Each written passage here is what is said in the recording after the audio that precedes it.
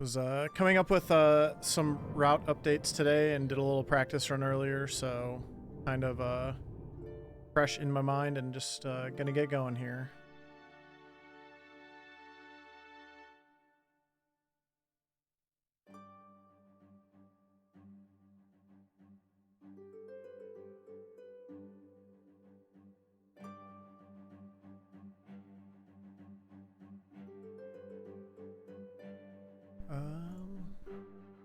There we go. Help if I was in the game window.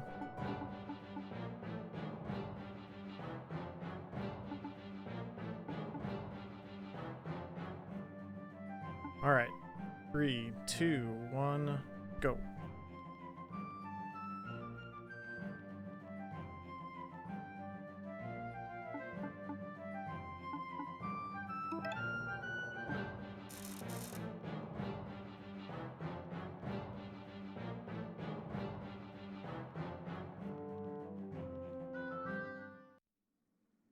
All right, so our characters are Verm and Lance, a couple mice, and we have found a couple big bully rats, Stilton and Bree.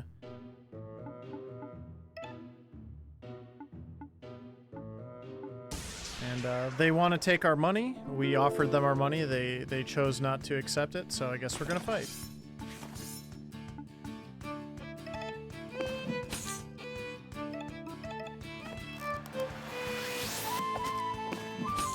Lance is kind of a archer class, while Verm is just a regular at this point.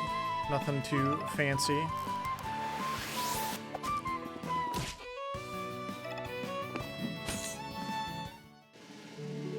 And we've got pretty basic turn-based combat, kind of a cool, somewhat isometric view, I guess. Really, the whole game's kind of an isometric camera angle, so.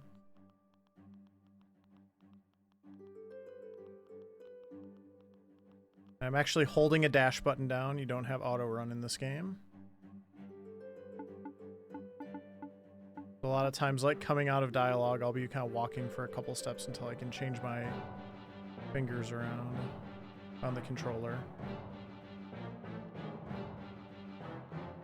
All right. So now we've got Stilton and Bree and the big boss, whose name is Saga. Saga has a big, fancy blade. Very proud of it. And they're calling it a god weapon. Because in the world of Small Saga, humans are considered gods. So you can see in the top, next to the portraits there, I've got energy, and then each of the moves kind of gets rid of a certain amount of energy here, so that was a mistake, so I'm going to have to kind of cover for that a little bit, but I should be fine because Verm did not take damage already. I kind of don't want Verm to die in this fight. But since Lance took the first hit, I should be fine.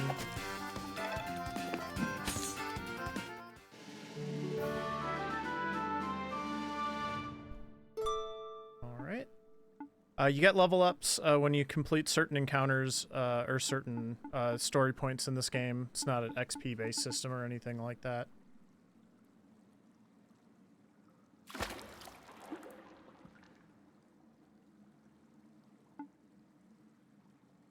That is essentially my first boss fight.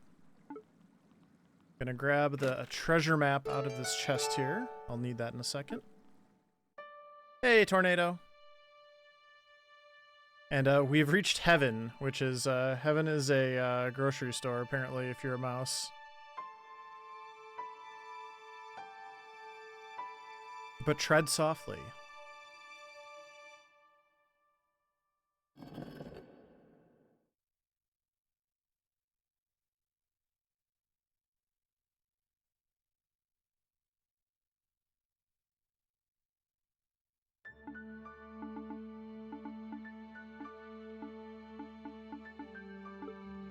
Alright, so we're gonna head this way. You'll see some kind of fun little Easter eggs on the items and things like that as we're going here. And there's also these things that they call thunder snares. Very interesting mythology in this game. Uwu. Uwu brand. Alright, so I'm gonna help push.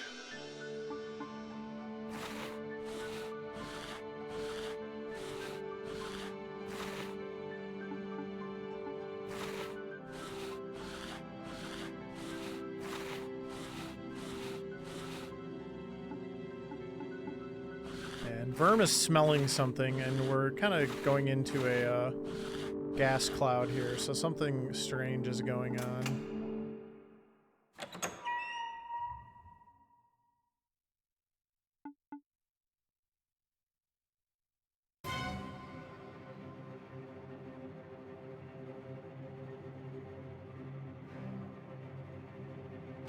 It is a exterminator. Definitely not what you want to see if you're a mouse.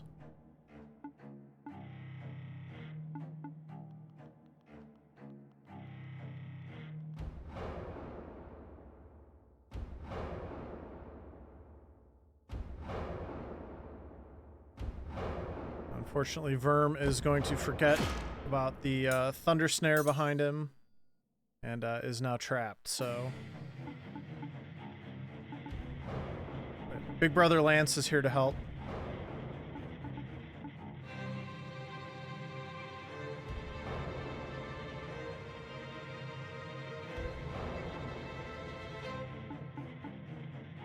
Having some funny things happening with my icons. I don't know why. It's like I'm probably hitting them before it registers or something. So it stayed on the screen a couple times there.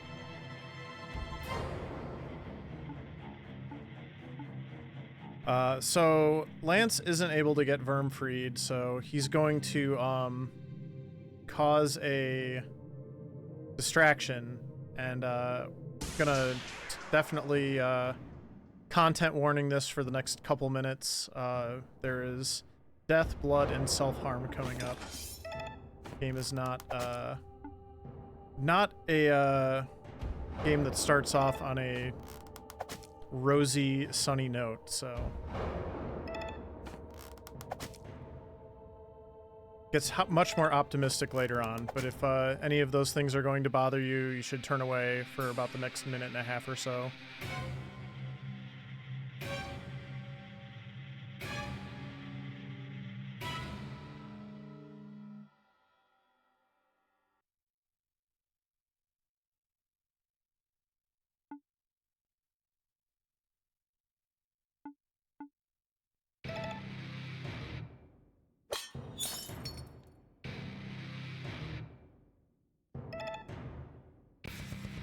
Definitely sets the mood for the game, though.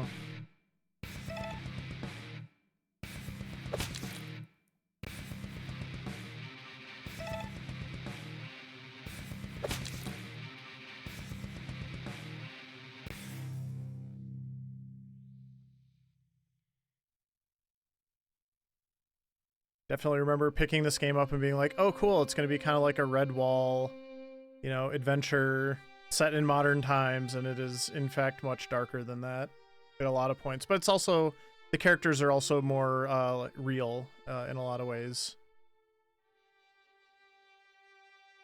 Run, mouse, run! Alright, it is fine to look back now.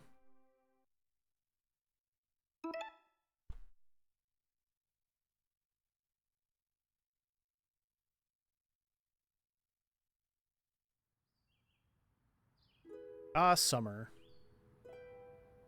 As they say it multiple times during the game, which takes place over the course of a year, basically, you get one of each season, that the life of a mouse is very short.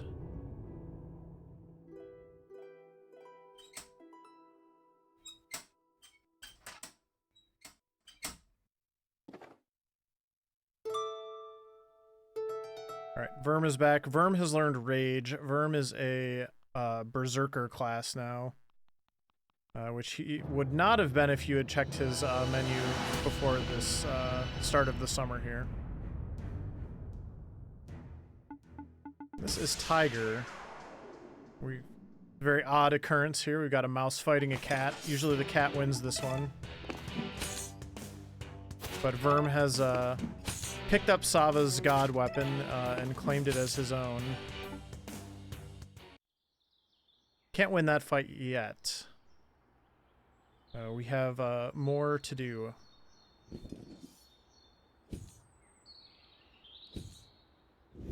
This is our other kind of major character in the game. This is Siobhan.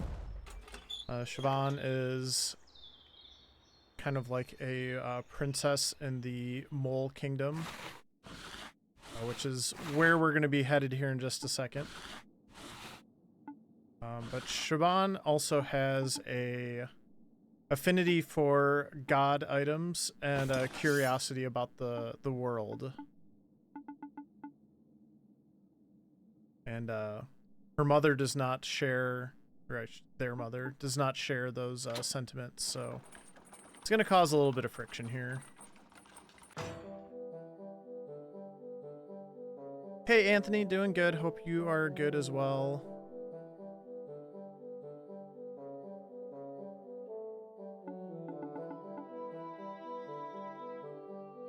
Alright, so we're going to follow Siobhan to the throne room.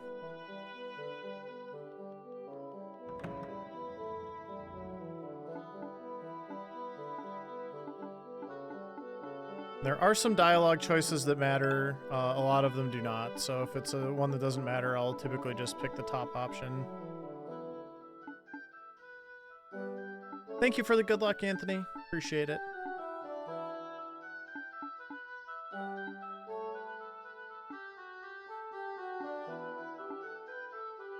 Alright, so Mom is mad at Siobhan.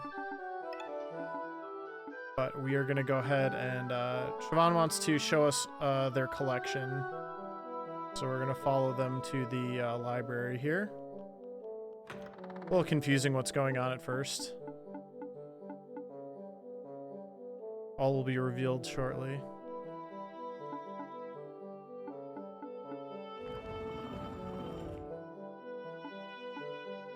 I dug it myself. So there's just a lot of fun stuff. There's a game dude over here. You can actually find a cartridge for it out in the world, and you can come back and play the game. Yeah, Firebird. There were a lot of secret items and stuff that I was not really aware of. So now I am aware of them and have incorporated some of them into my route. And I did a run earlier tonight, already PB'd by over 7 minutes, so I'm about 2 to 3 minutes off of world record now. So we'll see how this goes. Hey, Cat Buzz, thank you. Whoops, gotta talk to the lever. Yeah, there's actually gonna be a lot more Siobhan in this run now too. Turns out overclock is very broken. Alright, so we're gonna go fight Tiger again, except this time we've got 2 party members. We've both got god weapons, and we are not afraid to use them. This cat is going down. Alright, so I used the Rage ability, which is Verm's kind of like new Berserk. And then I'm just gonna get 2 hits now instead of 1. Siobhan is going to use their lighter to do a single target fire attack called Worm Fire. Does a good amount of damage. Turns out cats are extremely flammable too, who knew? Alright, and I got a good turn order here. I'm actually just going to defend again, and then this should kill. Yep.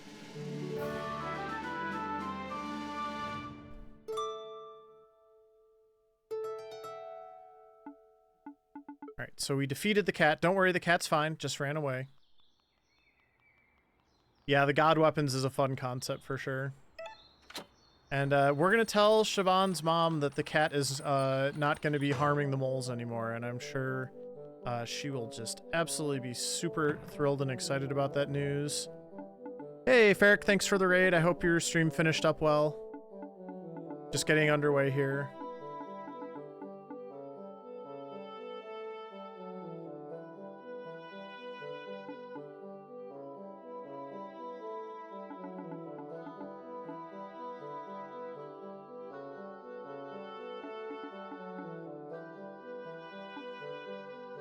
But it is kind of neat how quickly this game just sort of turns a lot of those kind of Redwall tropes and such on their ear, with this game being more about the human world and not everything that's going on kind of underneath the surface. So I'm sure the cat will be fine. All right, we want to tell Shaban that they really helped out against Tiger, and then they'll help us by pushing this pot out of the way. And, yeah, you can come along with me, Shaban. That's fine.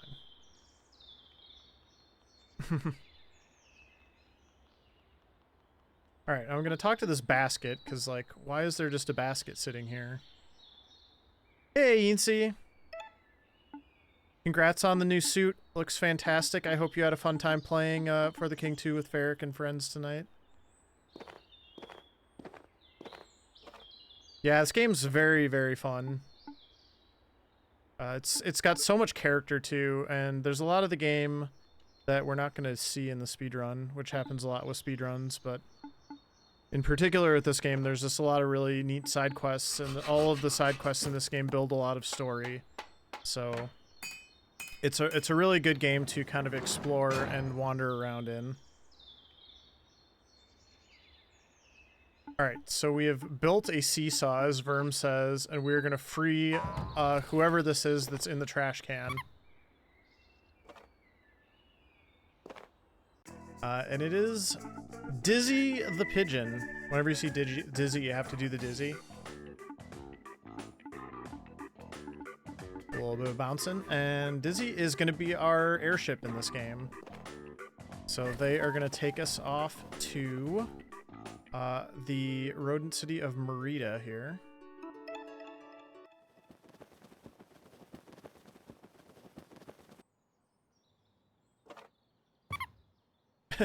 Shaban takes a little time to get their sea legs.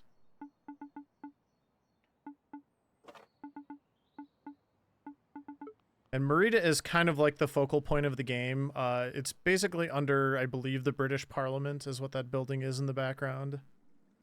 It's either that or the Buckingham Palace or someplace very important, but... a real-life location. Alright, we got a little bit of Wizard of Oz action going on here. We are vagabonds, and we would like to enter your city. Huh. Turns out they don't want vagabonds in their city. That's so weird. I wonder why. Oh, hey. There's a squirrel over here.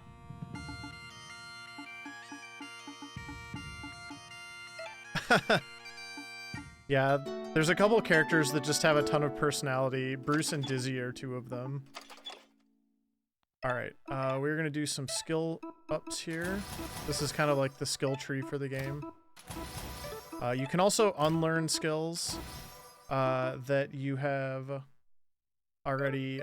You can kind of reallocate skill points, and in the case of a couple of these characters, they have skill points that the game has already sort of given them. Or skills that the game has already given them. And in both Shaban and Bruce's case, we don't really want them, so we're going to kind of reassign them for now. Alright, and we need to get through these pipes, because that's going to be our ticket into Merida.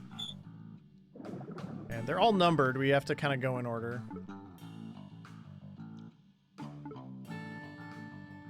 And it's a wee bug, as Bruce would say. Just a wee bug.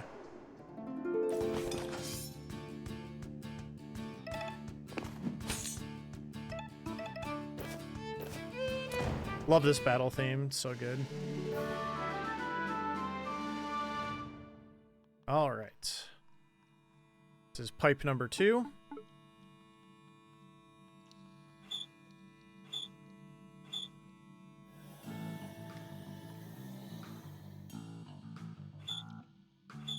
And Verm is hearing a voice every time we clear one of these blockages, and we kind of like get closer, so something weird is going on here.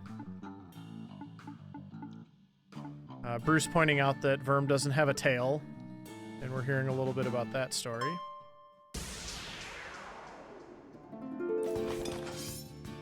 And it's 2 wee bugs.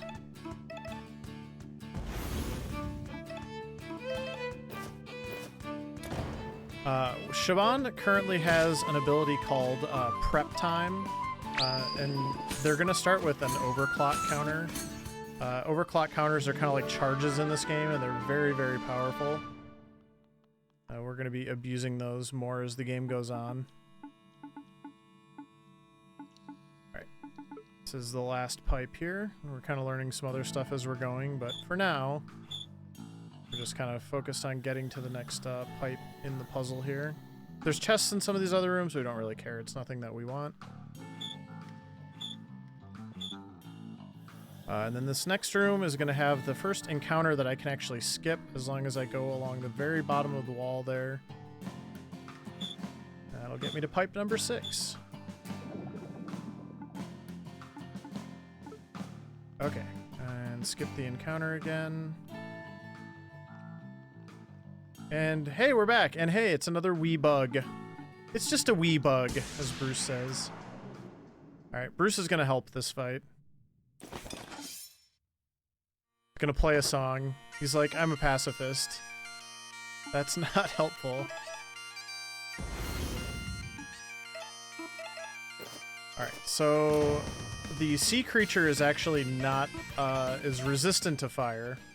So we're mostly going to be using melee attacks, and we're going to really be trying to do most of our damage with Verm here. Yes, it is a Kraken. And we'll see who... Perfect. That is exactly what we wanted to have happen there. Bruce is not super helpful in this fight.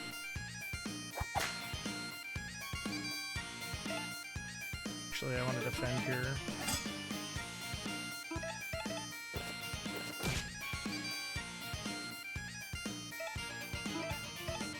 Because it's very possible Siobhan is going to die this next turn. So I want Verm ready to go to be able to finish the fight here. Yep. Siobhan dies most usually in this fight.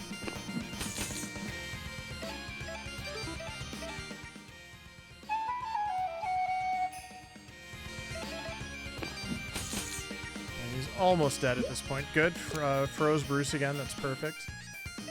Should just be 1 or 2 more hits.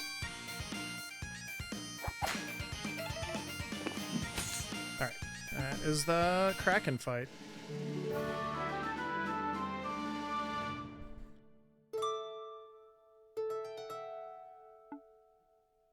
See? Just a wee bug.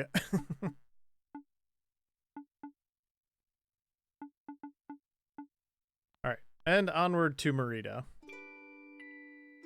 That fight's actually can get a little bit scary. But you just have to kind of roll with what the game gives you in terms of who gets stunned by the toxin, so... And just keep doing damage. Alright, so we have successfully snuck into Merida. Yeah, let's go check it out. It's definitely the biggest city in the game. This is Ratless. Very cool statue. And we're gonna tell Bruce what we think about all of that, and he's like, classic Verm. Don't worry, we'll see Bruce later, and it doesn't matter that we kind of told him off. He's very cheerful, so it kind of doesn't matter. Alright, Verm is gonna head up here to the palace.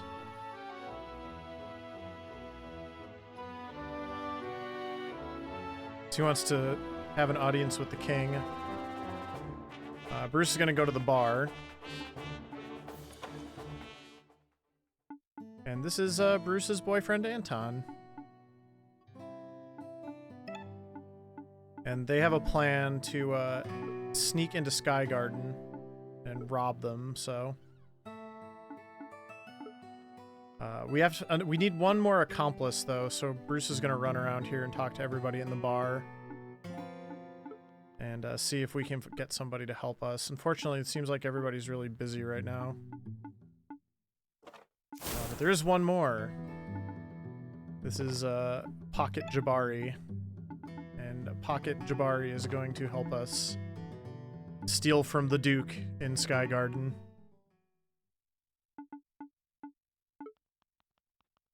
Meanwhile, Shaban checks out the bookshop. Runs into this character, who is the, they call him the town plague master, Aquila.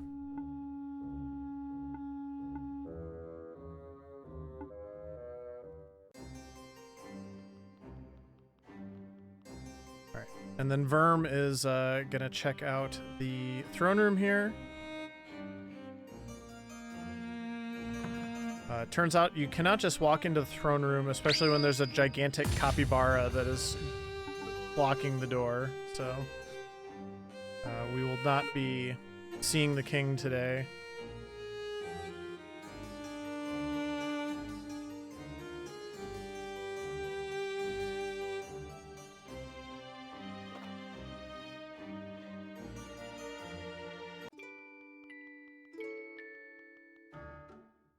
All right, and it's Stilton and Bree again.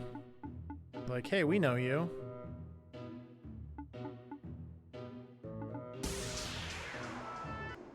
And we're all trying to find out about the Yellow God.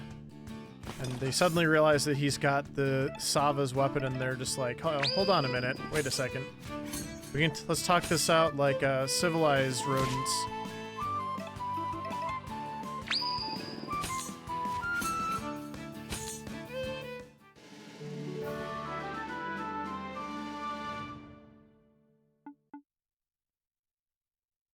So that fight, very quick.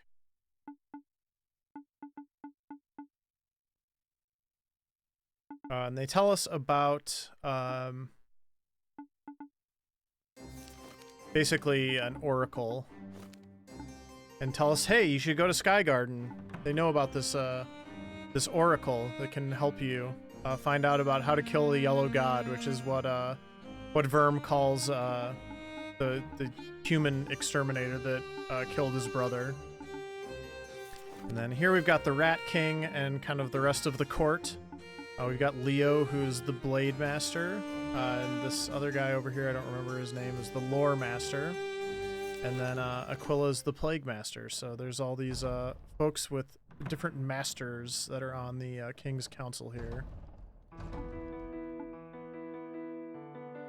And Leo and Diego are good friends.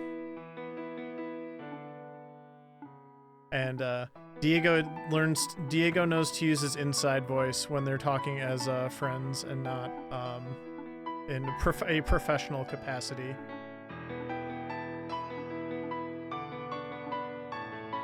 And then we've got two members of the Thimble Guard, Maisie and Rosaline. They're going to be dispatched to Sky Garden to kind of stop us, basically, so. Alright, we have a couple things we need to do here before we leave. We need to go into the alley here, and we are going to buy a item called the Odd Mushroom. And the Odd Mushroom is going to give me Berserk, and it's also a healing item. Nothing like back alley mushrooms. And then I'm going to pop in here and talk to this small child who for some reason knows about the treasure map and knows what the place on the map is that we can go to now. And we definitely want to go there because there is an extremely powerful item there that we're going to get.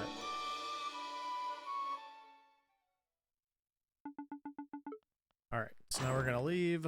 The gatekeeper's like, hey, how'd you two get in?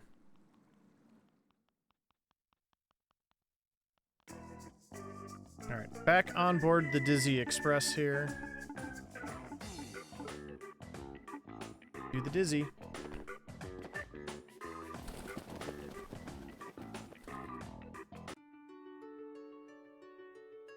Alright, and we are off to the carriage yard. This is the spot on the treasure map.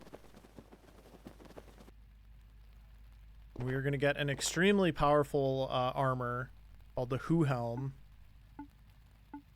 which is basically going to turn the character wearing it into a glass cannon.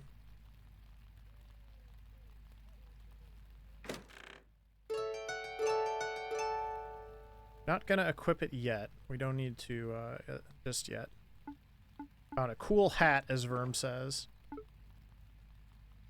Oops. And then we got to get back in the basket.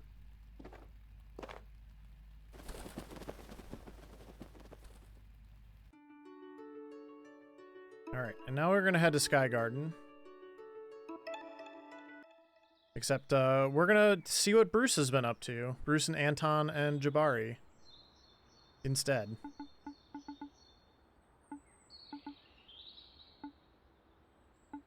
So the plan is Bruce and Anton are going to play music for the Duke, and Jabari is going to steal this valuable item. Gray squirrels do not like red squirrels, so they tell Bruce to tuck his tail in. Perfect. He's so incognito right now.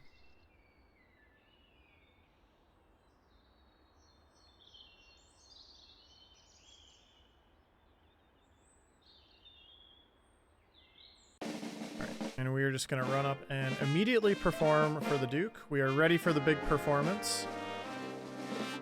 Bruce has some questions for the Duke about music and the history of Sky Garden, because it used to be run by the Red Squirrels, and it is no longer run by the Red Squirrels. But Gray Squirrels are all about this military precision and flawless execution. With freedom and righteousness for all. So my favorite thing about the speedrun of this is we're going to get started, and while we're getting started, that squirrel is actually going to pass out behind me because I'm going so fast getting into the song. But we're going to play our song now. It's a pretty basic minigame, but I do need to get all of these inputs right. Because there's some money on the line here. And it is just random, so... Thankfully, the window is pretty forgiving. Basically, just have to be paying attention and not make a mistake. There's also 4 more notes after that little break. Can throw you off at first. All right, and we are done. Yeah, and the Duke also vapes. That's his god item. Is a vape. Oh, and then this is Hank. Hank has like a some sort of flare gun or pellet gun or something. I'm not totally sure what it is, but Hank has a big gun. He also got some sunglasses somewhere. Fortunately, you can't remember the, it's a cap gun. Can't remember the name of the song, unfortunately, though. Jabari's gonna tell him, and that's gonna kind of set him off that something's going on. Something's going down. We also have the Duke's Lore Master on the left and Lamia on the right. Lamia is the Blade Master of Sky Garden, and a very fierce adversary that we're going to fight later. Snap. But yeah, it turns out they were able to sort of figure out that Bruce is a red squirrel, and yeah, they're going to get thrown in the dungeon, so... But to all you aspiring prison guards out there, don't forget your ABCs of prisoner management. C stands for Cage Friends Apart. So unfortunately, Bruce and Anton don't get put in the same cell. That is very tragic. Bruce is going to get thrown in here with the dragon, as they call her. This is Gwen. Gwen is our last party member. And Gwen is an albino rat who has been experimented on quite a bit. Former lab rat. And we'll see some of the side effects of that here in just a minute. But first, we gotta help get out of here, so... Gwen is fantastic.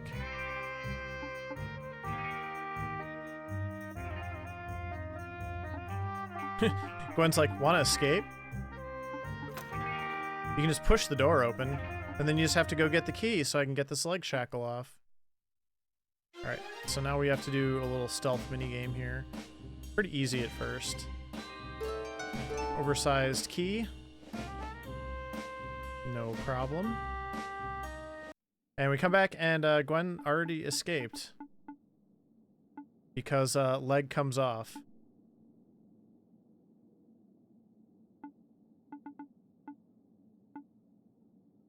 Alright, so time for them to escape. I guess Bruce has kind of like proven his worth.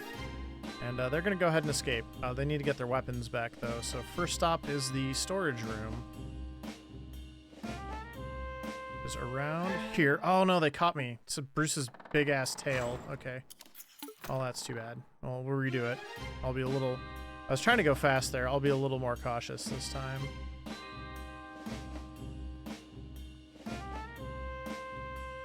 I'll wait.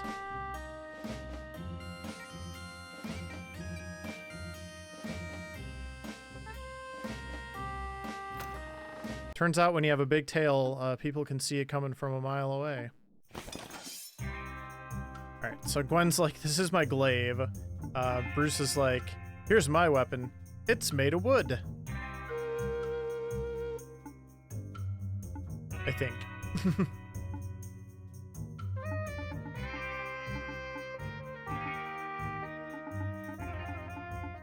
Alright, so we gotta do a little bit of equipping here. We're gonna put the Who Helm on Gwen.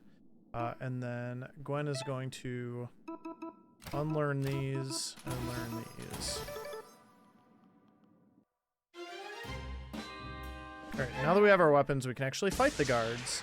Now the Who Helm gives plus 10 attack. It also gives minus a bunch of defense, but we're gonna make it so most of these fights don't last long enough to matter.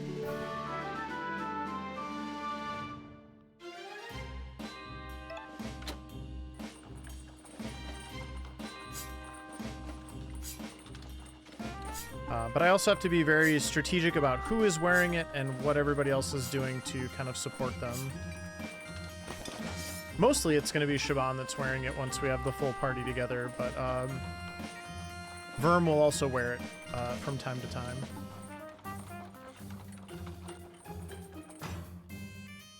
Alright. So we pass Anton's cell and Bruce is like, we gotta help Anton break out, and we're gonna get the keys and come back. And unfortunately, I was a little slow getting around that corner, so we're gonna get an extra encounter here.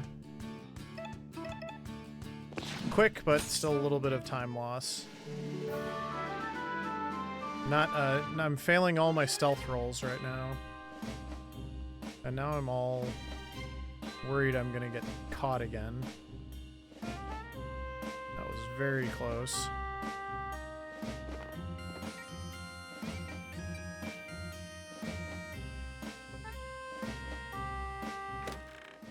We're gonna get these Iron Knuckle accessory over here that's plus 3 attack. Plus 3 attack is very good.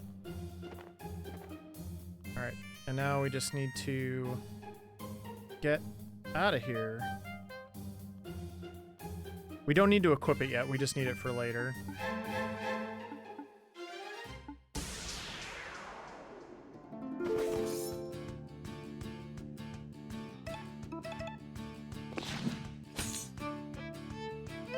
So, I'm going to be doing a mix of shield breaking and stabbing.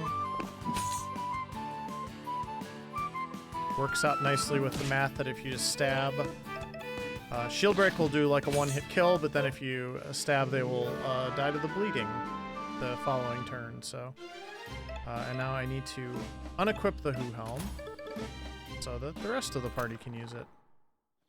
If I don't do it there, I will not get an opportunity to do so.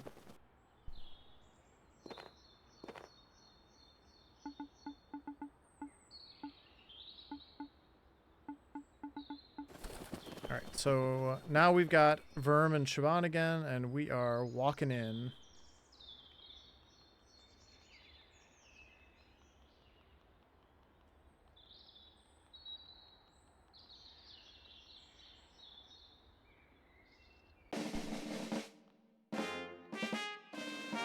We're gonna go talk to the Duke.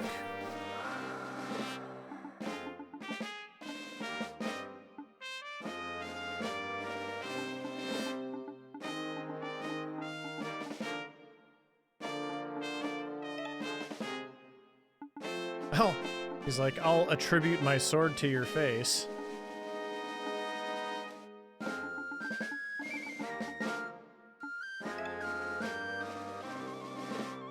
But he tells us about the Glitch, who was the oracle that we talked about before. Alright. Verm is gonna equip that and that. And then learn a couple things, and we are gonna go... We're gonna head out, but then we hear Bruce's flute, so... Now we're gonna help them escape.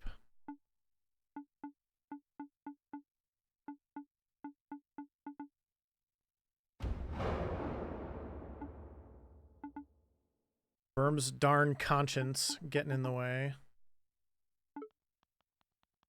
Alright, hey, can we visit an inmate? He's like, I demand tribute. I'm like, nope, I'm just gonna kick your butt. Here we go.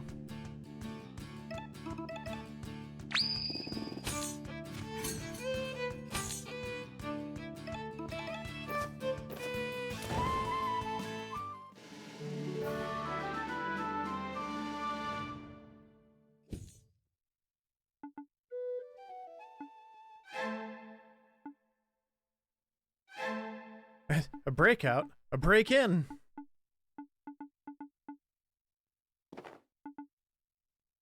Alright, so this is actually a pretty tricky fight casually, but with the loadout that we have with the stuff that we've gotten so far, it's gonna go pretty well.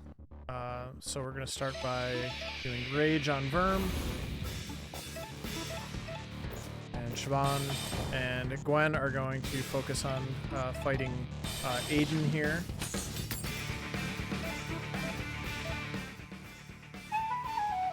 Verm is all fired up and ready to go here. And with this loadout, he can actually one-shot the robot dog here. Aiden can't really do anything other than use his controller.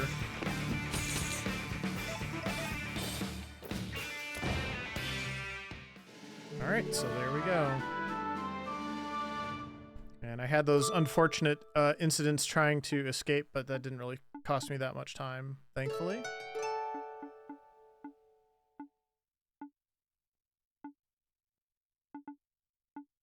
Bruce is like, we got the keys, we can rescue Anton now. And then they're like, nope, we gotta get out of here. Anton's on his own.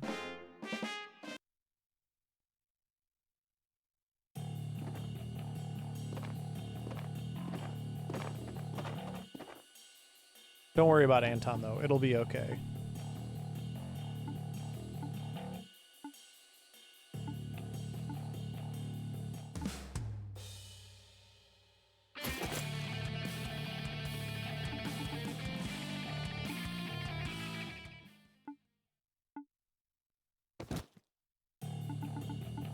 Lamia doing a little bit of threatening here.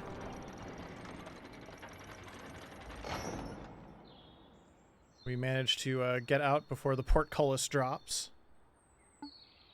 But we know how to get to the Ashen Tower. At least we think we do. So we're going to go try to figure out what this oracle has to say.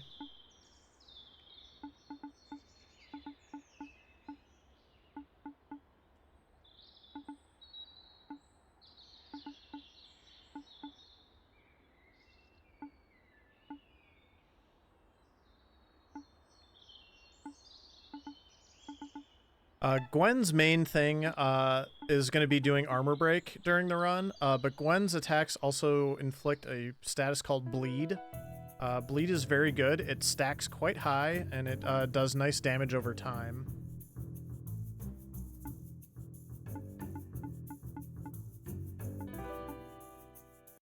Alright, so the Scissor Sisters have shown up, and we're going to work our way through this little maze. Basically just follow the breeze. Not too tricky. But we do somehow manage to kind of still get split up. Now, this section coming up right here, Maisie is going to show up. Now, this is one of the ones where I do need to pay attention to what dialogue option I'm picking. So as long as I pick the second dialogue option twice, I avoid an encounter. Which, considering who these two are, Siobhan and Bruce, an encounter would be pretty annoying. Gwen and Verm I'm less concerned about.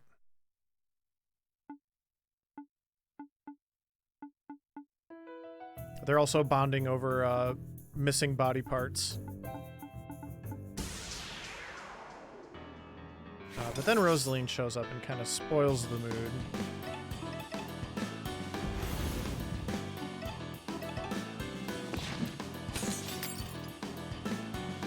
We're still outpacing the game, and Rosaline, even if she had hit Verm there, wouldn't be able to do enough damage to kill him, so... So yeah, that fight is done.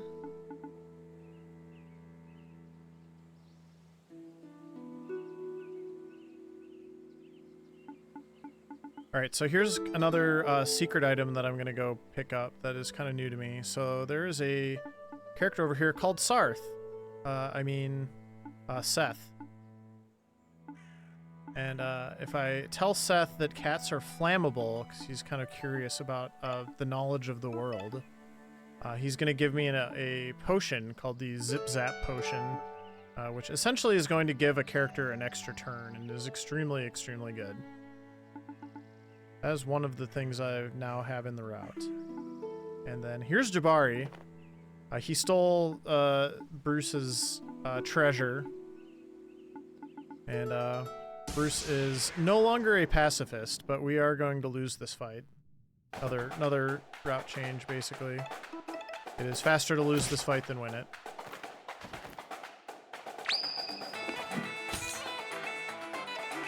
Fortunately, I can't lose it quickly.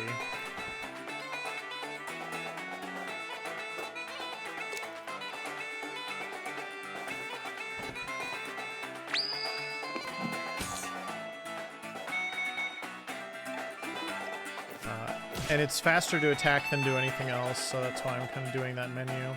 Now I actually want to fail this here. I'm going to try that one. And unfortunately I picked correctly, so... If I'd guessed wrong, he would have immediately attacked me again, which would have been more ideal.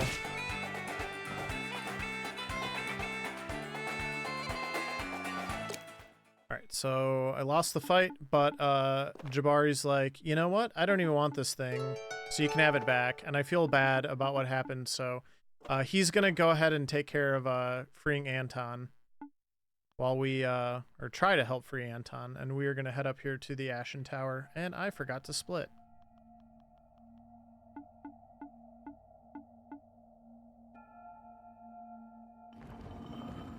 Well, this next split's going to look really good now. Funny how that works.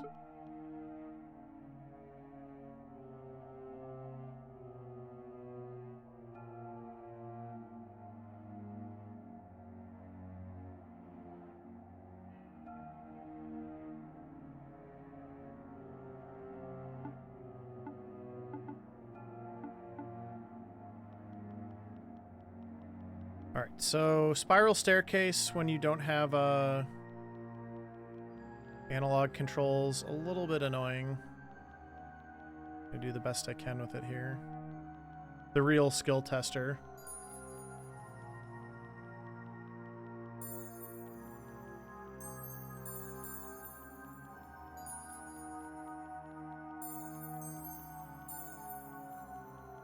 That was pretty good.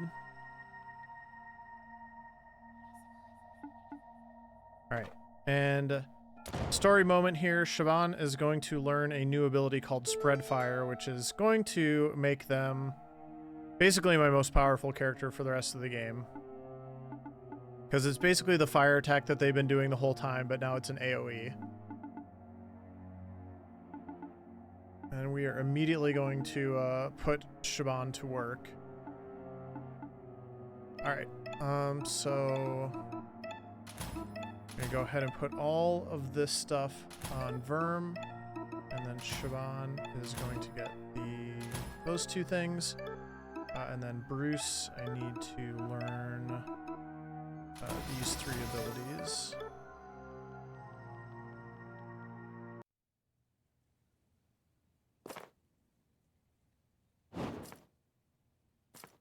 Alright, and now we learn that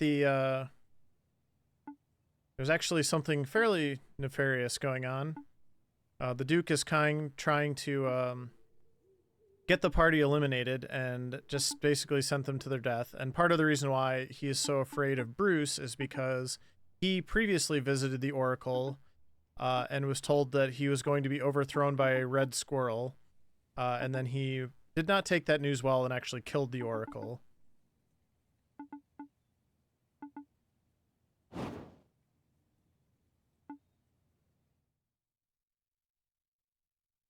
Alright, so now we'll see who's up here. Smells like death. Not a good sign. Hello? Hello, death.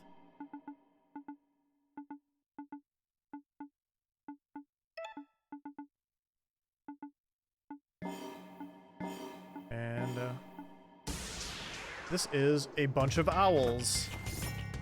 Very cool fight. We are going to end it extremely quickly. Use the mushroom on Shaban, which is going to give them berserk, and then we're going to use our new spread fire ability.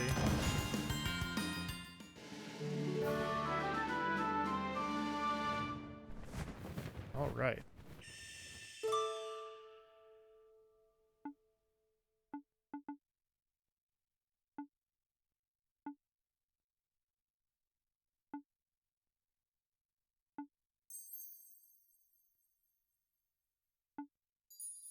Alright, so Bruce places the treasure back to where it was before. And then we find out that this is the actual Sky Garden before it was ransacked by the gray squirrels and they basically destroyed everything.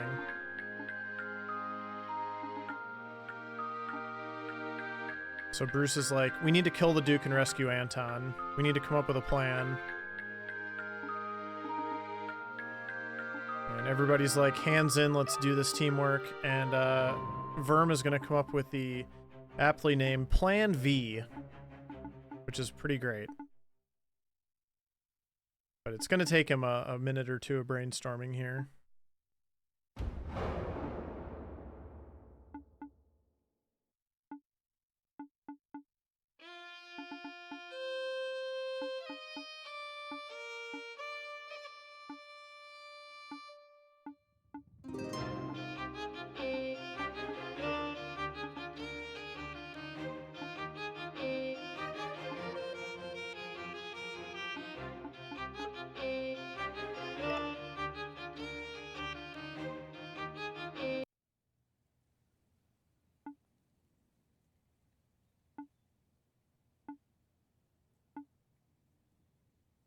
All right, so here we go. They're like, the squirrels are like, the birds are being weird. Oh, it's because they have other mice riding them. And here's Jabari keeping good on his promise, freeing Anton and the rest of the prisoners.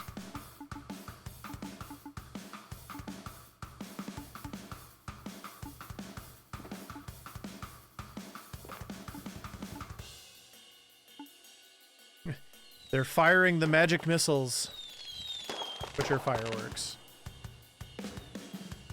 I love the little figures on the back of the owls. You can kind of make out which is which, and it's very cute.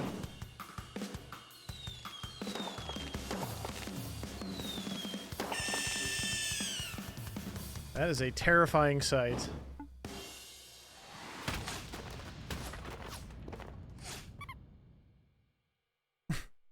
Shaban still needs to work on their landings. Otherwise, everybody else hit the superhero landing.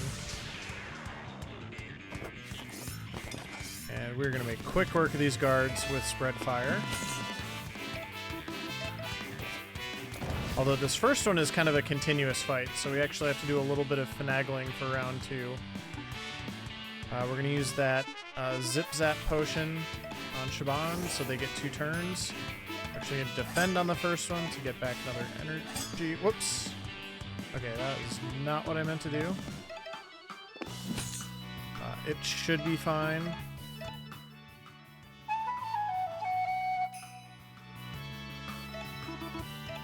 I'm missing a, yeah, I was worried about that. Okay, well, it's gonna take an extra second here. Oh, they're very mad at Shaban for obvious reasons.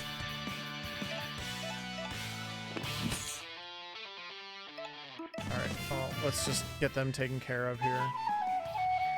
I'm gonna mess this up, unfortunately. I should have overclocked instead of defending that second time.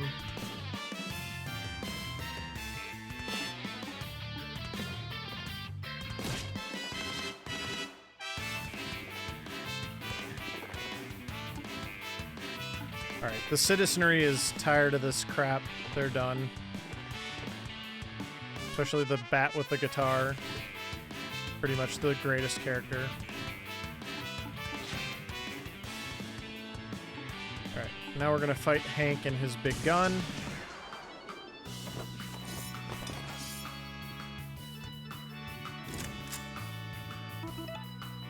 We're gonna mushroom Siobhan.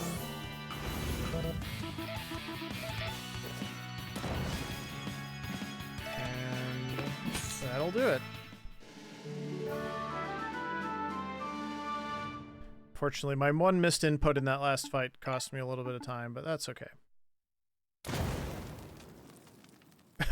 Bye, Hank. Nice.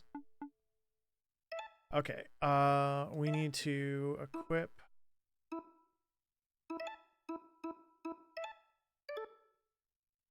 Oh, those are my old notes. That is not even what I want to do.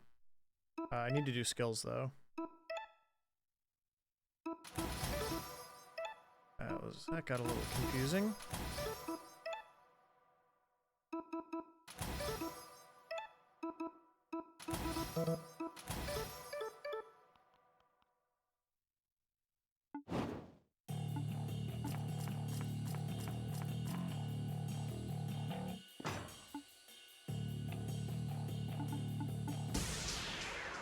Alright, and now we've got the Lamia fight, which is going to turn into basically a one-shot with Siobhan.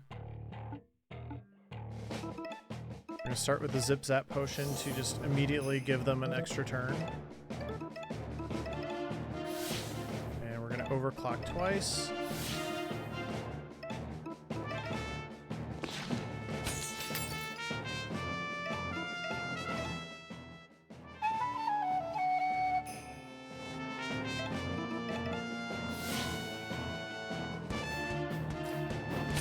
Is the only attack she got, and that is unfortunately going to mess things up just a little bit here.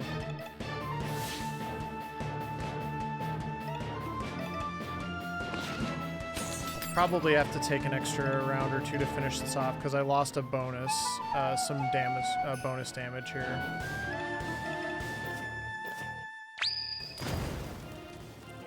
But hopefully I can finish her off fast enough that it'll still be okay here.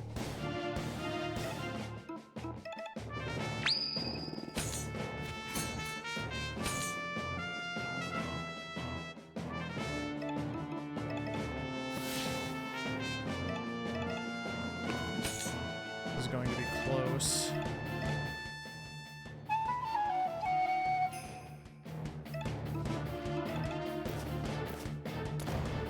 Okay, good. Finished it off before. If you don't finish it within a couple turns, a reinforcement shows up and Lami eats him and regains 50 hit points, which we don't want. So, but yeah, I lost a damage modifier because of Siobhan getting attacked there, which is just kind of bad RNG.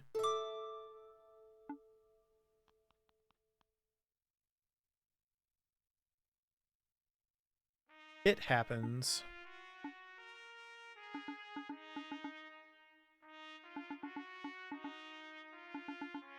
Alright, so we confront the Duke. It is time to face the music, Duke. He's like, nope, I'm actually going to jump off the top of this tree. It's okay, though. Squirrels always land on their feet, right? That's a thing. Oh, yeah. Well, he landed on one of his feet and broke his ankle, so...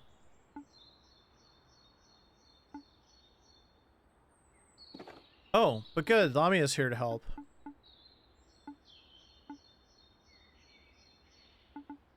And that was the last anyone heard of the Duke.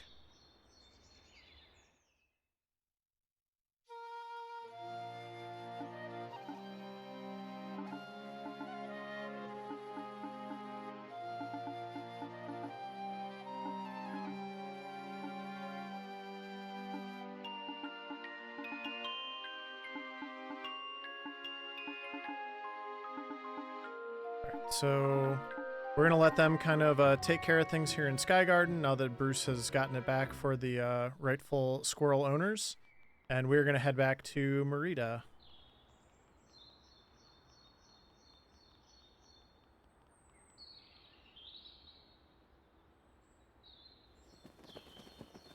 Thankfully, Dizzy is here.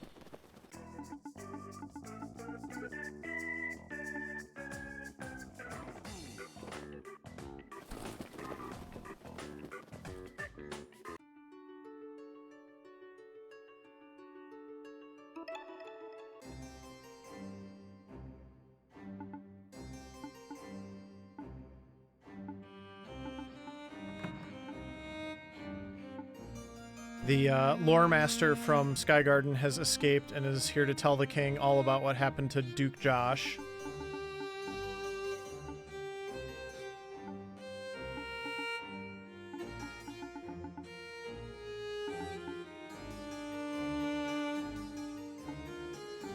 So now it is Leo is gonna get sent out to take care of the situation here.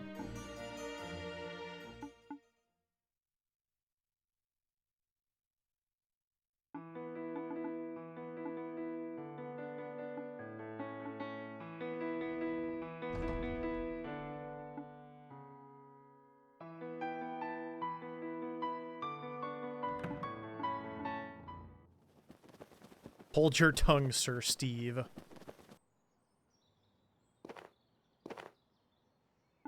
Alright. We are back in Merida.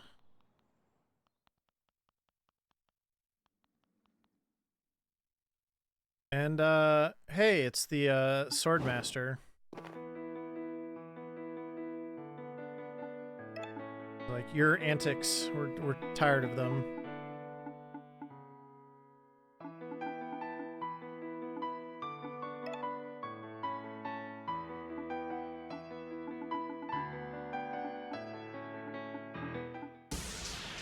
So they're gonna fight, and then Shaban, since they're essentially royalty, is going to... He makes Leo promise that they're gonna essentially get put on house arrest.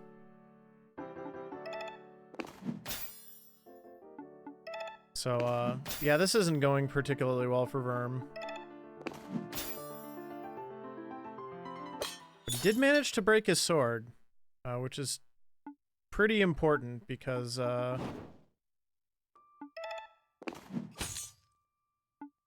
Leo's got a pretty good move here, and thankfully it is non-lethal with half a sword. It would have been quite lethal with a full sword. It's called Sword to the Eye.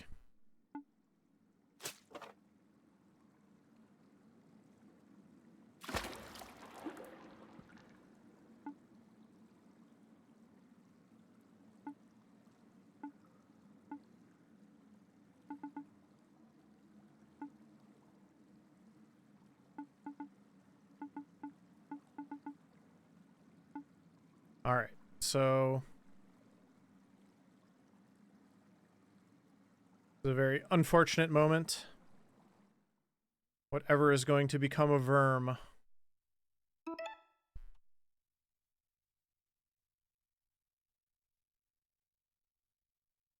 We have moved on to Autumn.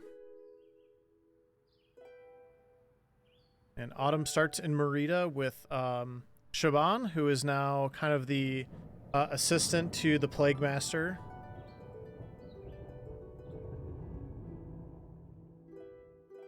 So they're just kind of doing some science and stuff.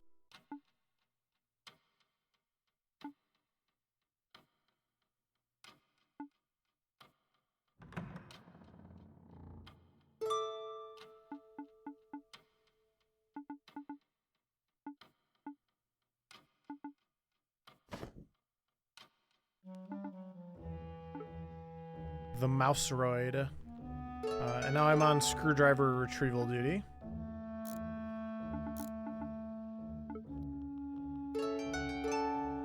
He always wants the same ones, so...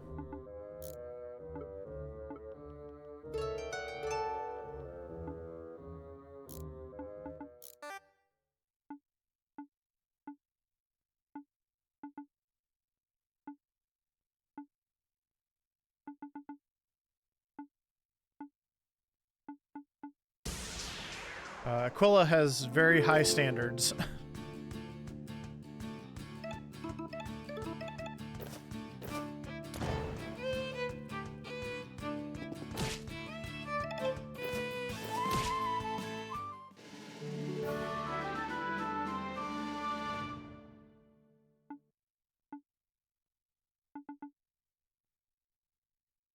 Interestingly, if you're playing the game casually, you can actually not kill the robot. It will eventually sort of succumb to its own lack of internal functionality. It takes like 3 damage a turn. So basically, if you just keep Siobhan alive long enough, then you can sort of pacifist mode it. There's a secret I need to grab right now, which is only available in Autumn. There is a key hidden in the Portrait of Sir Cheesecake. We're gonna need that key later.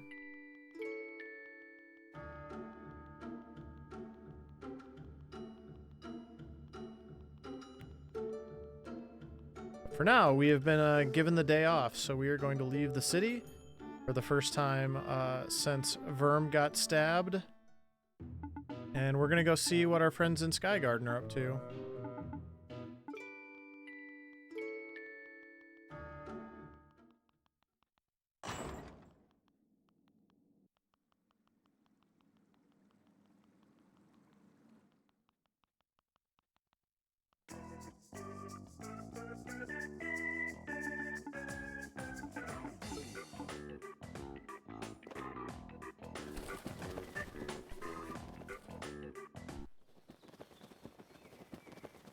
Alright, so we have to go to Skygarden.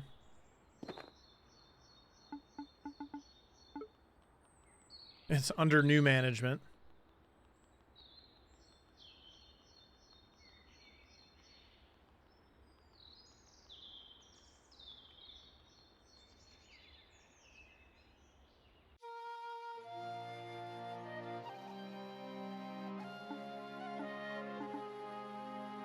And they're kind of having like a council meeting right now. They have a pretty cool map of the area. But Bruce and Gwen just want to hang out with their friends, so we'll finish this meeting later. Also, there's no like Duke anymore. They've basically turned it into a democracy, which is cool. Pretty flowers everywhere. And they found Verm's knife. So they're hoping Verm might actually be alive. And Siobhan says that they can fix the knife, but they will need a forge. So we're gonna go off and do some missions here to fix our friend's knife and hopefully find him. Why, thank you, Anton.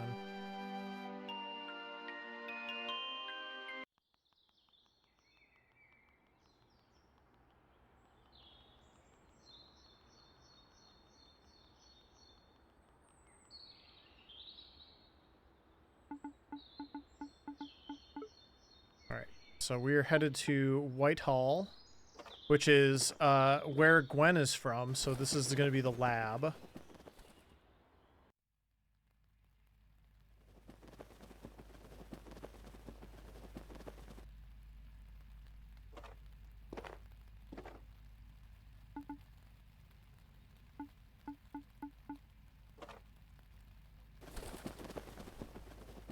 Meanwhile, Bruce is going to go follow up on a where Verm might be.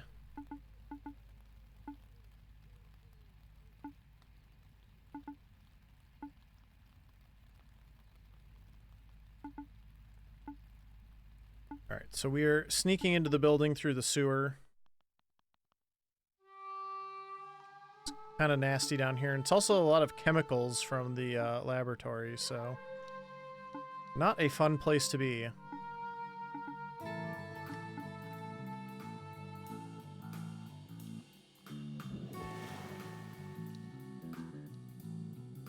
And if you get hit by those streams, they will knock you off the ledge, basically, so need to make sure that I avoid those. Here I'm gonna wait just a second and avoid this encounter by going behind the roaches. I do need to wait for these or I'll get knocked off.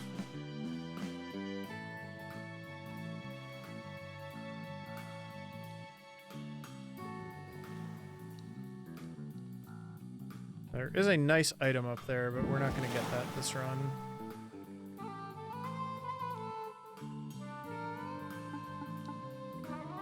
It's kind of a defensive item. It's like a nice armor, so... But we're good for now.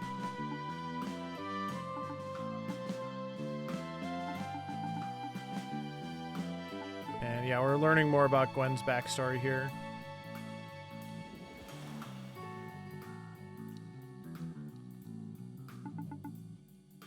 And while we were doing all that sneaking around, the gentleman Johnny here, who was on his union break eating a strawberry, came back in and fixed the ladder, so that's nice of him.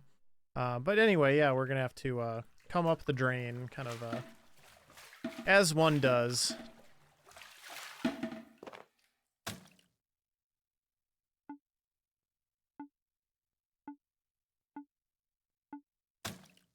Okay, and I need to do a couple things here. I need to unequip those so that Verm can use them in a second. And then Gwen needs to learn these two abilities down here.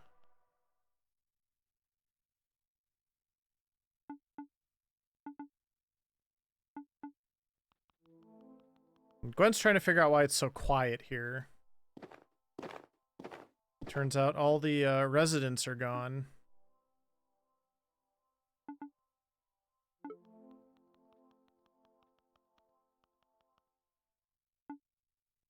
There is one who is still here.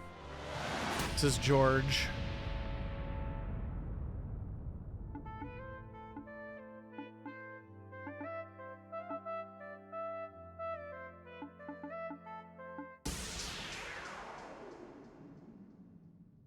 And this fight's pretty straightforward.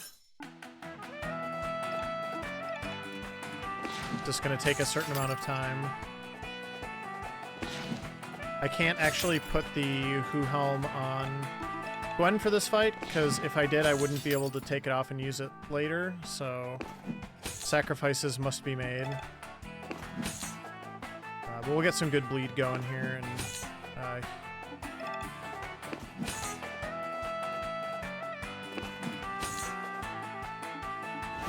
George will be down after this one.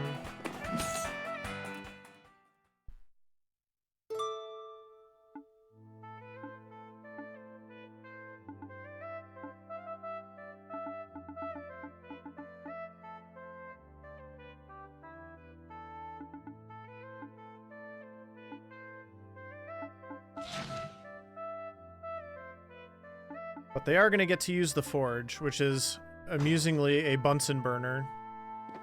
Shoutouts to chemistry class.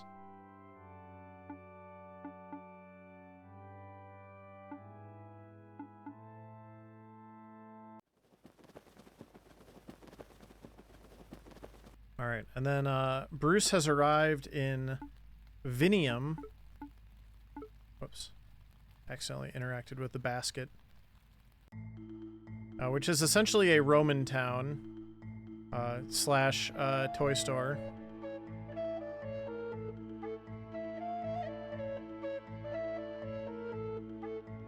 I'm gonna make one little detour here. So when I greatly impressed the Duke, I got 15 seeds. I'm gonna use those 15 seeds here to buy a Scudum, which is a lovely shield.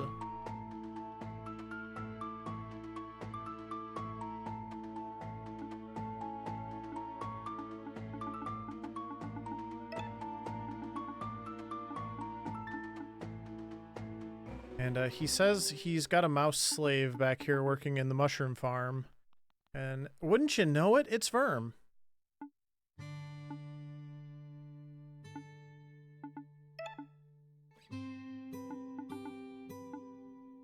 But at this point, Verm wants to lead a simpler life as a mushroom farmer.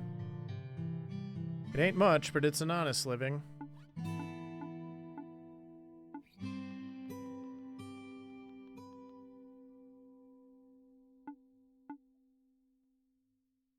Meanwhile, Bruce is going to have a bit of a mishap here, and we find out that it is Chariot Tuesday over at the local Coliseum.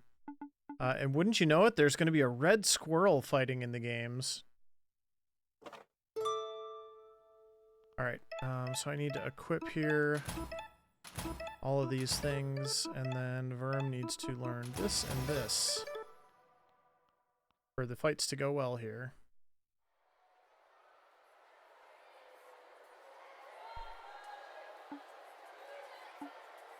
It is time for the finale of Chariot Tuesday, which is so dumb, but it's one of my favorite things in this game. I don't know why. I love it. Well, I love the chariot specifically. You'll see it here in a second. It is hilarious. But first, we're gonna fight some scorpions.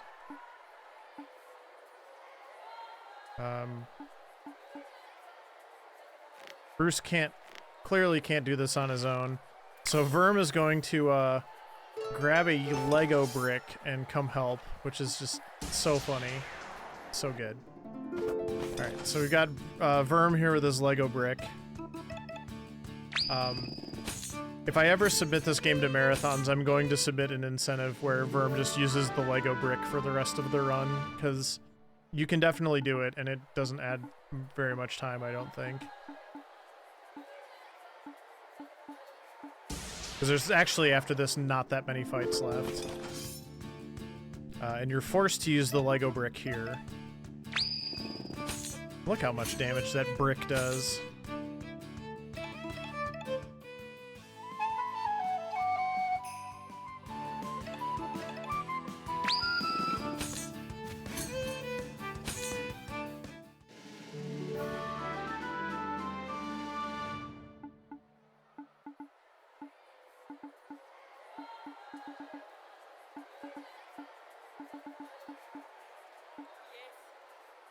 But wait, there's more scorpions.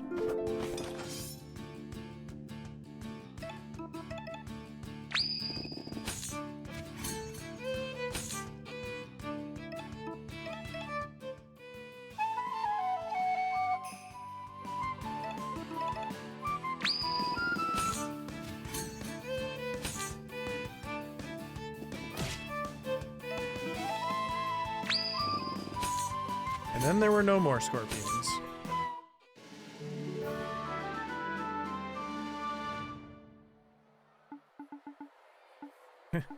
Gladiator of the Year contender. Oh, there's the chariot. He's like, oh right, Chariot Tuesday. Time to fight the champion. Alright, so Isengrim, the Muswolf. That's kind of a thing that's been sort of talked about, but yeah. Kind of like a punk rat here. But yeah, here we go. Best combat ever. We got Bruce driving the car.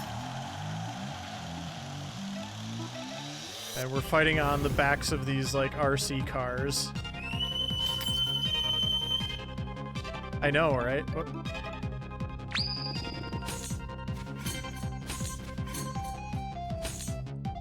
Fantastic music.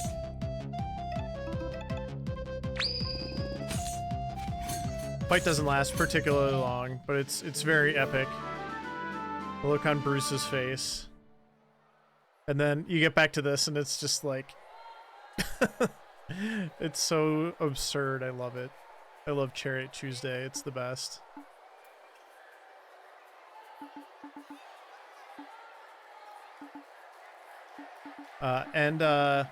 They reveal their true identities to the leader of Vinium.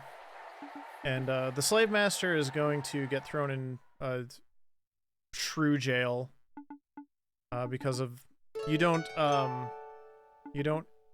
throw the ambassador of Skygarden into the Coliseum. Okay, so we are done here essentially.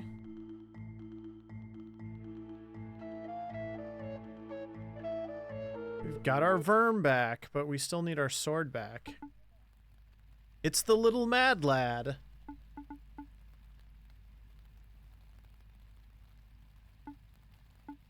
And Shaban's like, what?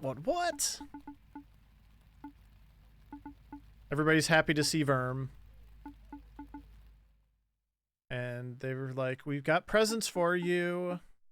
And the first one is, your blade is cleaned and also better. And then the green reminds him of Lance, which is really touching. And then the other thing that they did at the Godforge was Gwen made a prosthetic tail for Verm. And she's going to help him try it on here and get used to it.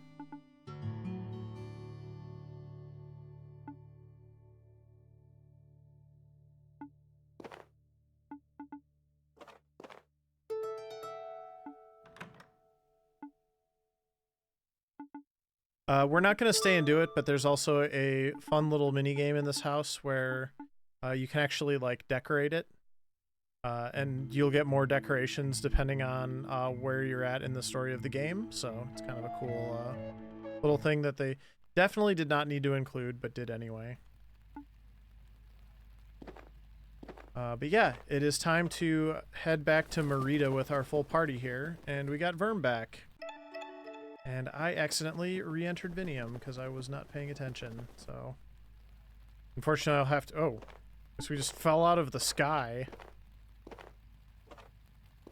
That was new. But anyway, now we're gonna go back to Merida.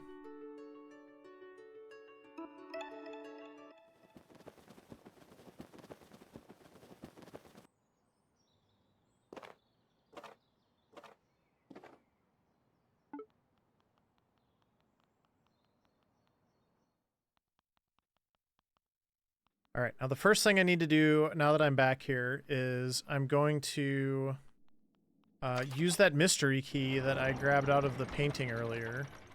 Siobhan can't actually get up here for some reason by themselves, but Verm can do it. And it's going to open this mystery door.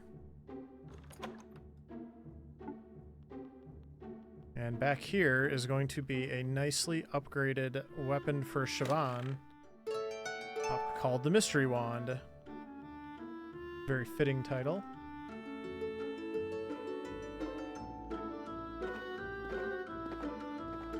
Alright, and now that we've got that, we can kind of get our party back in order here.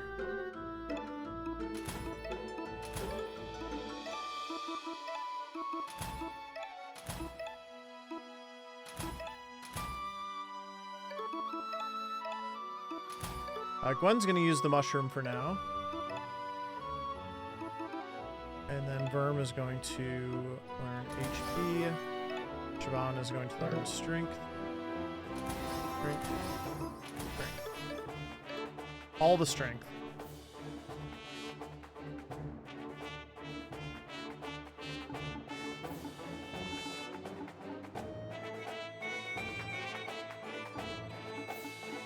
Siobhan is going to check in with the Plague Master, and Bruce is going to get out of the way so Gwen and Verm can go on a date, which is very cute.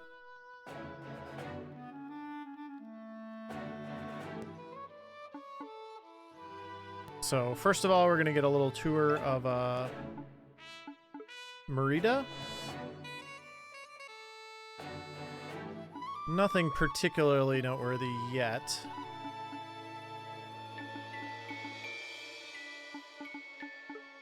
Kind of some reminiscing at this point.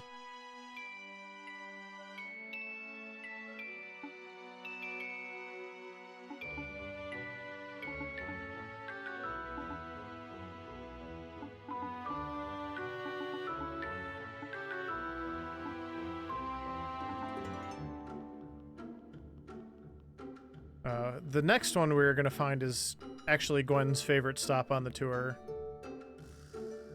And it's also my favorite stop on the tour, because they go to the coffee shop, and Gwen lowers her hood, and they have a coffee together, and they have this really sweet conversation about what the coffee tastes like, and then Gwen asks Verm if Verm likes boys or girls, and Verm's like, you know, I kind of don't really think about that. Which is cool. Got the great representation in this game. There's also an easily found item earlier that sort of clues you in that, well, and also She was imprisoned for hitting on Lamia, but Gwen is bi. Obviously, Bruce is gay. Siobhan is non-binary, and Verm is ace. So pretty cool representation there, but just very diverse representation.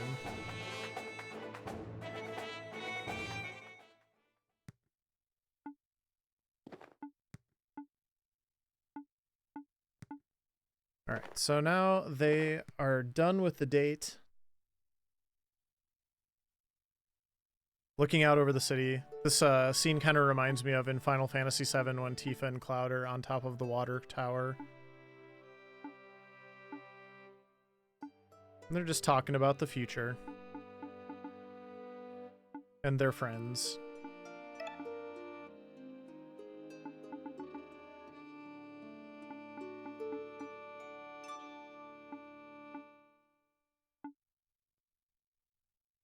Trying to figure out how to kill a god. You know, always a tricky proposition. Alright, so now we've got control of Siobhan again, and we are going to go check in with the Plague Master. And see what this whole Excalibur thing is all about. Just doing mole stuff.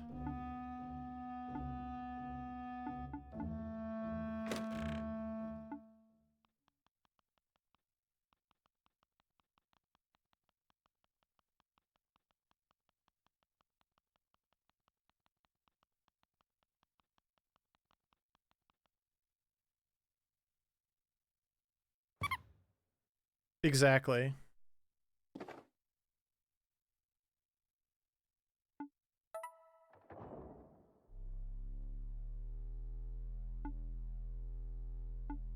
Alright, so Aquila is taking us up into the tower where Excalibur is. We're going to learn the deepest, darkest secrets.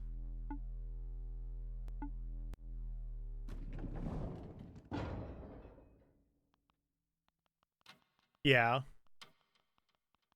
Yeah, stuff is about to get very real here.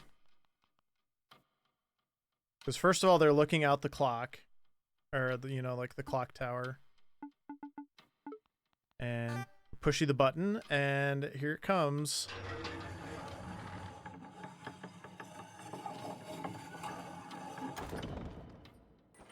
Aquila's big plan is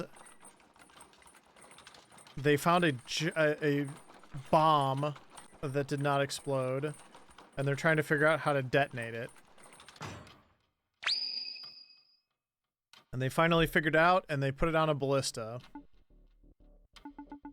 And they just say they're gonna drop it out of this window and destroy a bunch of people, and also, unfortunately, Marita is also going to get mostly destroyed as well, but according to Aquila, it is for the greater good. And even worse, we find out that the king is kind of on board with this as well, so...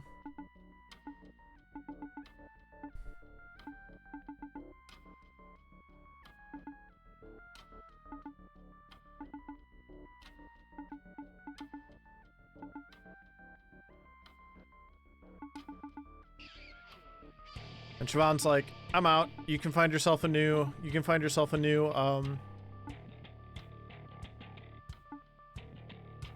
understudy, a new apprentice.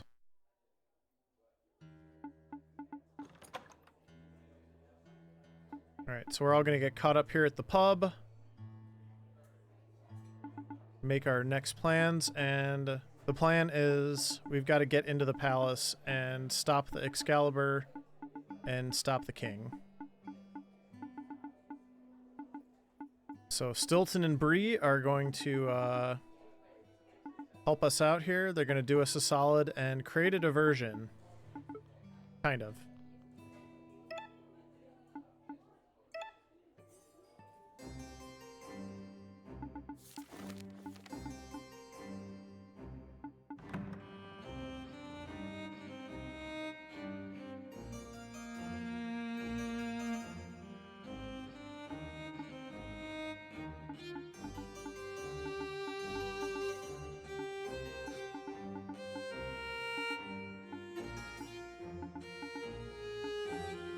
So yeah, they're Stilton and Bree are gonna start a protest tonight.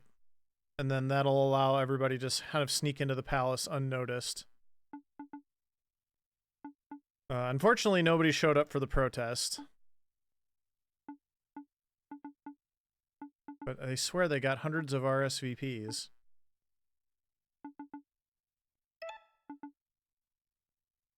Then the guards show up, and we're just gonna fight our way in, it's fine.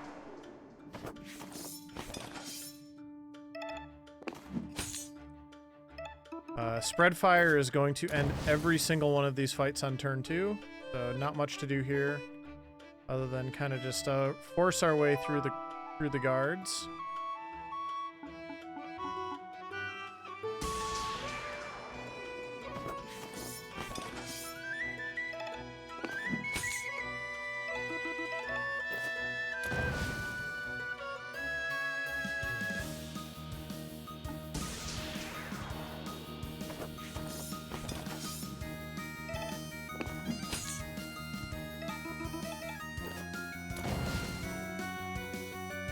They've also enacted a barricade here, which is hilarious. It's a bunch of pencils, like rubber banded together.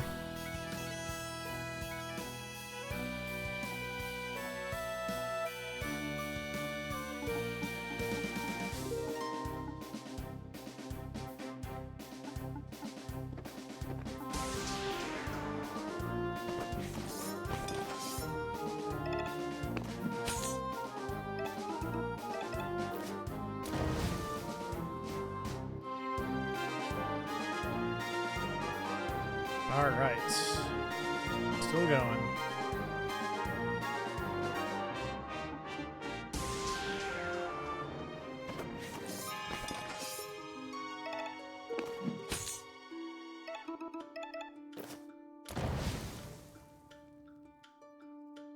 To the barricade.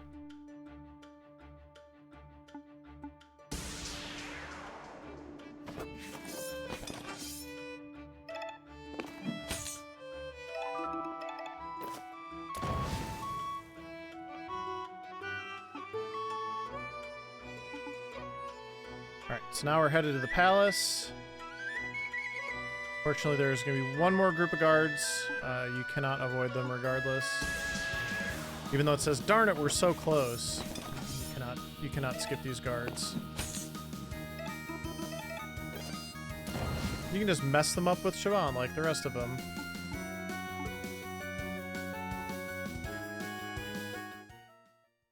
Alright, and there's a lot more guards. Siobhan, get a big spread fire ready. And actually, that's not gonna work. So Stilton says, hey, go show him the other thing. Sorry, I don't know where that yawn came from. It's this way.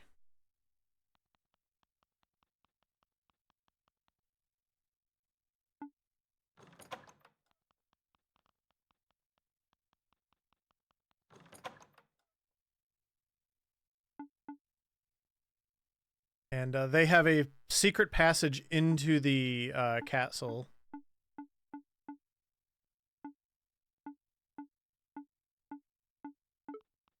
And alright, here goes. We're going into the palace. Meanwhile...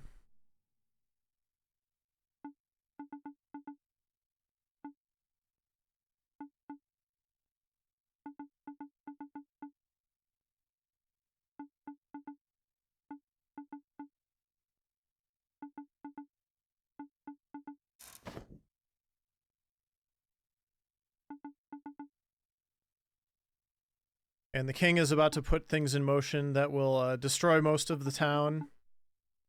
And he's very unhappy with Leo. Leo's like, yeah, I'm kind of, haven't been doing my job. I've been supporting all of the wrong people, and Leo's gonna make it right. And he kills the king.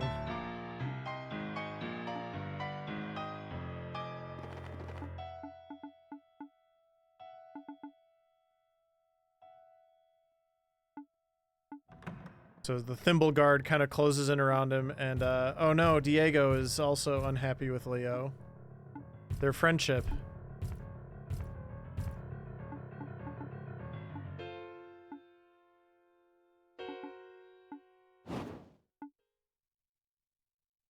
Time to meet the Hammer of Justice. These portraits are so great. It's one of the, I think it's like a Kickstarter thing.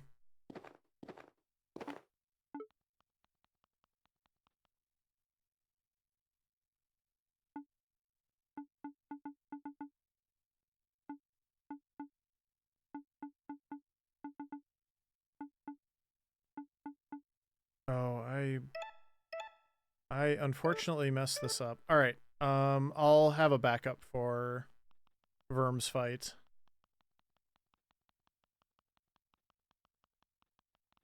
And interestingly, this fight is probably going to go faster now. We'll see how that goes. Normally I put the Who Helm on Verm and just do this fight without it. Now I could actually just take it off. That would be fine. I'll just do that.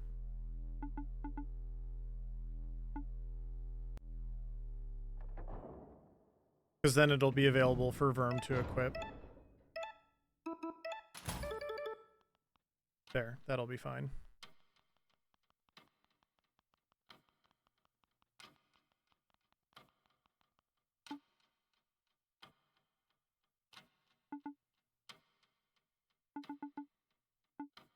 Alright, so we are going to stop Aquila here.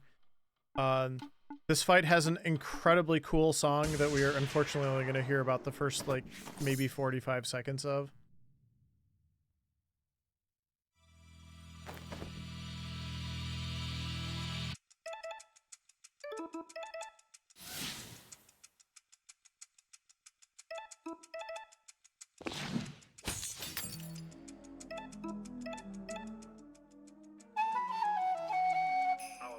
Faces an unprecedented threat. We must act. Time is running out. All right.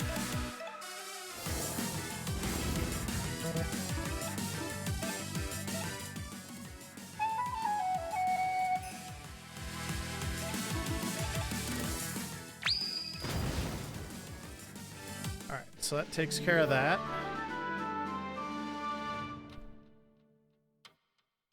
little bit fiddly with the menus, trying to figure out how to fix that mistake, but otherwise we're good.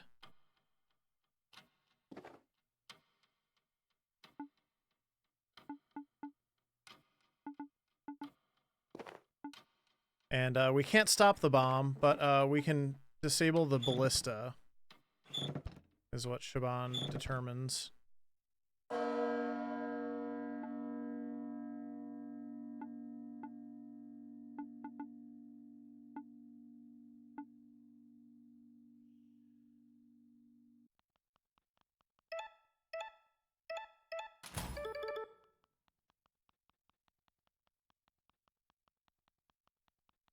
Alright, so Verm is going to confront the king, who has already been confronted.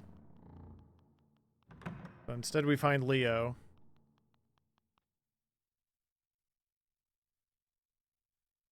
There's some pretty cool stuff that can happen in this fight if you play casually. But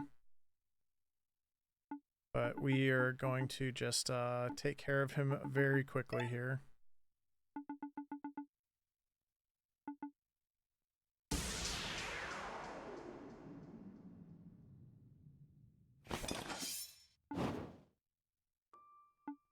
One strike is also all I need, Leo.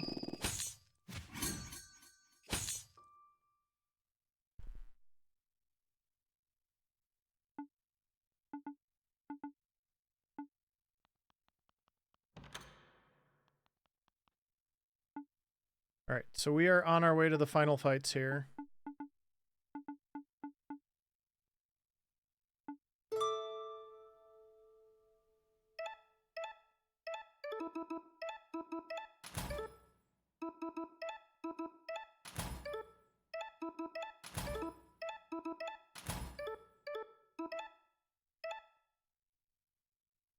Siobhan is going to learn hit points. Worm is going to learn Channeled Fury.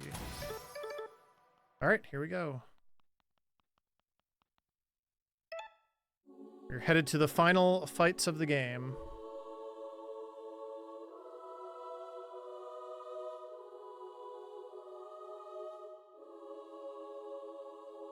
In Hell, which I believe is Parliament.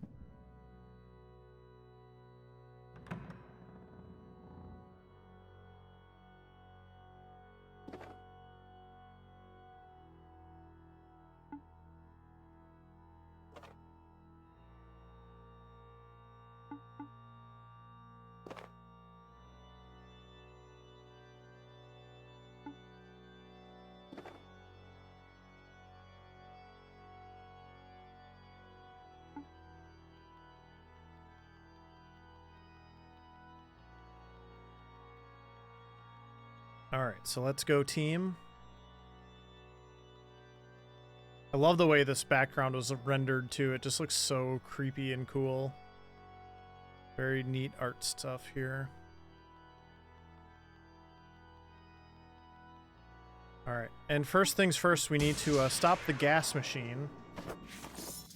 It's actually pretty easy with the setup that I have.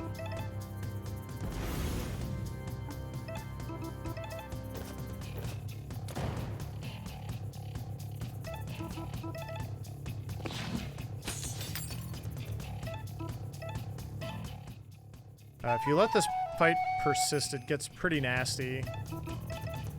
The gas really messes your party up, but as long as you can defeat it before the gas gets going, you're in good shape.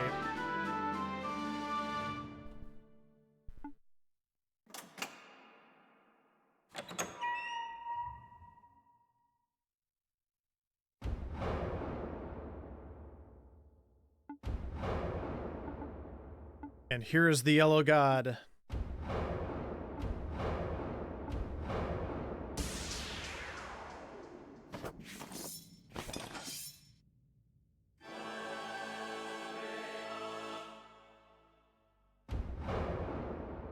We're starting with the feet.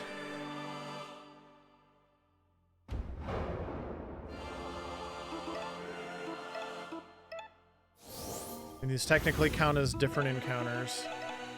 You can use items once per encounter.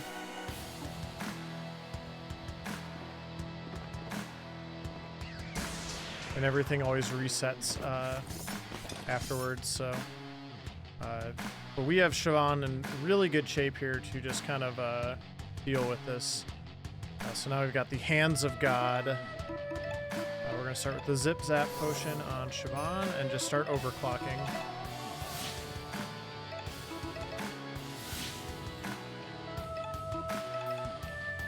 And we want to shield break each hand.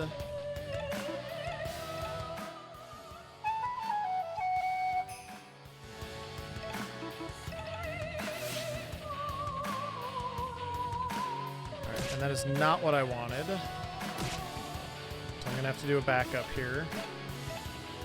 We're going to do the mushroom on Siobhan.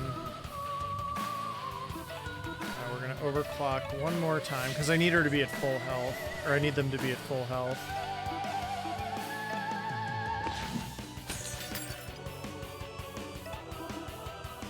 So we're going to heal.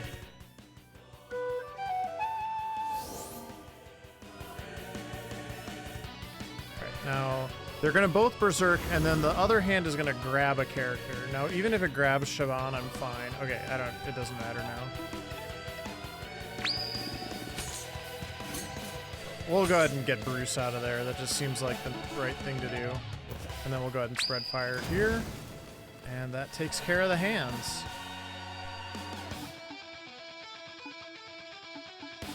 Last thing we got to do, work as a team. Grab this big honkin' thing and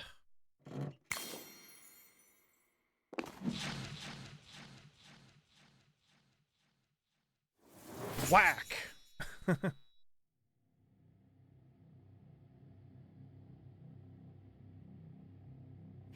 You can see the fear in his eyes.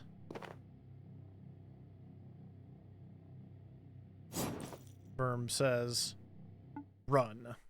Presumably in the human language, of course.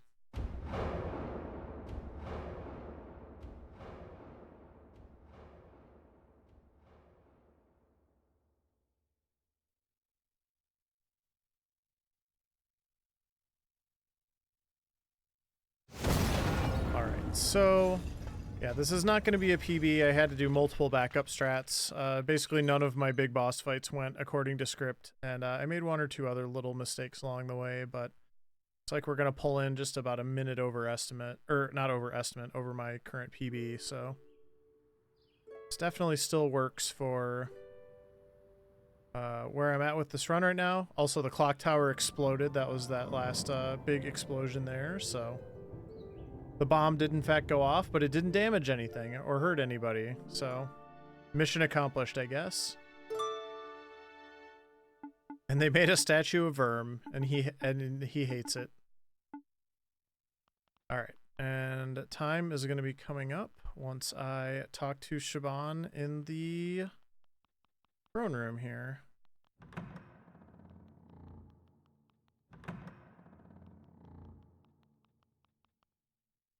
Time. Alright. So yeah, I got my PB down to 144 or something.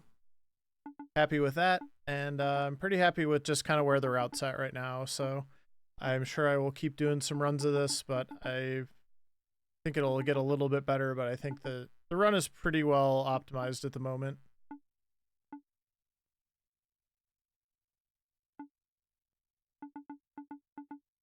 Well, you can go, I think you can go do side missions and stuff. I love Verm, the symbology there, stabbing the throne. And going to take a walk. Thanks for the GGs, Hotbot, Omega. Thanks for hanging out. It was going to be a short stream tonight. Because I've been working on this game all day, and I'm tired. But I'll let you enjoy the credit music for a couple minutes here. And I will find somebody else to raid. This game is so charming. Love this game. I just don't know if I want to run it into the ground on the speedrun front, that's all. But I'm really happy with kind of where it's at right now and how I've gotten the route down.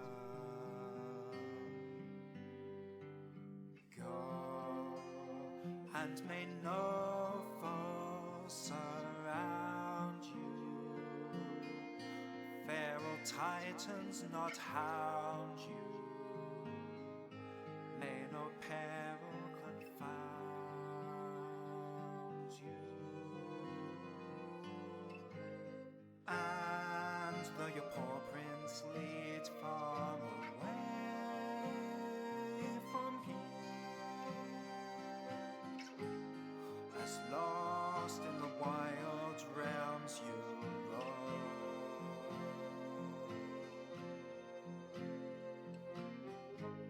still may you hear the call of the fireside.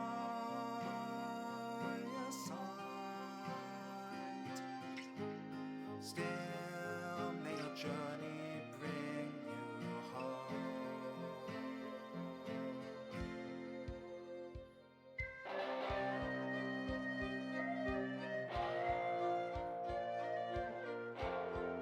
Let's go ahead and raid. I'm gonna raid Skyfox, who is doing a 24-hour stream. It looks like he is playing some League of Legends right now, but I'm sure there's quite a bit in store there. So we'll head on over to Skyfox's stream, and I will catch y'all later. I did not back this. No, I found out about it through... I'm trying to remember. I'm trying to remember how I heard about this game. I honestly don't recall.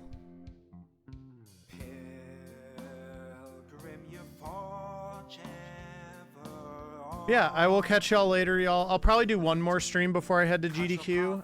And then we have a Fastest First showcase on Thursday night as well with some GDQ runners. So that will also be really fun. But yeah, you all have a good night. I hope y'all had a great weekend, and I will catch you in a few days. Take care, everybody. Bye-bye.